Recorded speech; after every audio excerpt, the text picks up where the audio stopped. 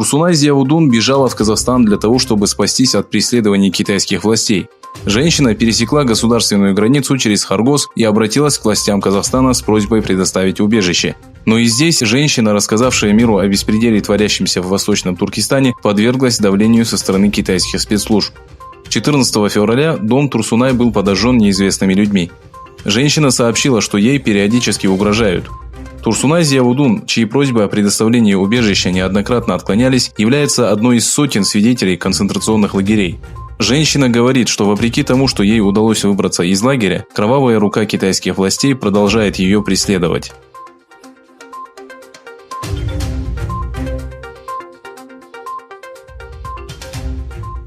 «14 марта в городе Тайчжунь прошла фотовыставка, организованная Тайваньской ассоциацией Восточного Туркестана. Радио «Свободная Азия» провела интервью с главой ассоциации доктором Хе Чаудуном, который сообщил, что целью выставки является осведомление тайваньцев о беспределе китайских властей, нарушениях прав человека и концентрационных лагерях. Больше всех к выставке, которую ассоциация организовала совместно с Уйгурским фондом США и Тибетской ассоциацией дружбы, проявила интерес тайваньская молодежь. Организаторы сообщили, что выставка продлится до 5 апреля.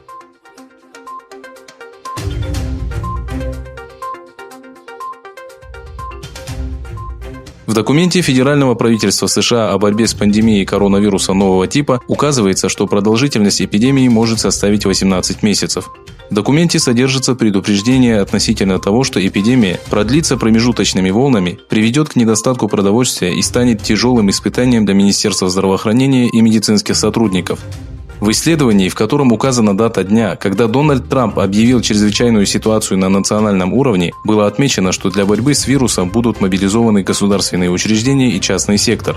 В плане также было отмечено, что Трамп может объявить о вступлении в силу закона об оборонном производстве от 1950 года, который дает право принять меры для ускорения производства вентиляторов, защитной одежды и респираторов.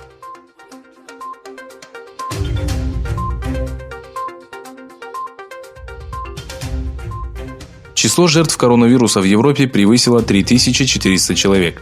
Центральный банк Европы сообщил о покупке пакета облигаций на сумму 750 миллиардов евро, которые пойдут на устранение финансового кризиса, вызванного эпидемией коронавируса.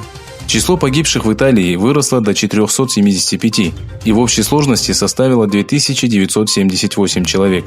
Обращаясь к народу Германии, Ангела Меркель заявила, что это крупнейшее испытание со времен Второй мировой войны. Меркель заявила, что только объединившись, можно справиться с этой болезнью. Министр здравоохранения Турции сообщил о гибели 61-летнего мужчины. Количество инфицированных выросло на 93 и составило 191 человек. Под председательством Эрдогана в Анкаре прошло совещание Координационного совета по борьбе с вирусом.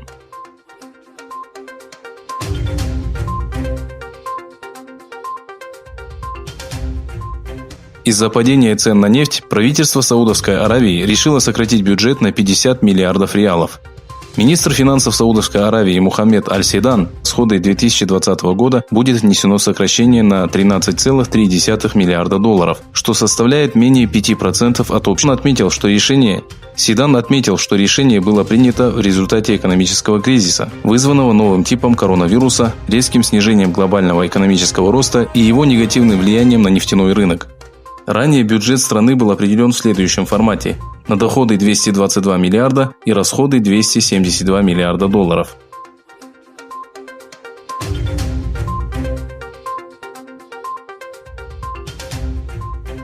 В честь 105-й годовщины Победы и памяти солдат, павших в бою за Чанаккале, по всей Турции прошли памятные мероприятия. Однако из-за опасений дальнейшего распространения коронавируса было отменено большое количество общественных мероприятий.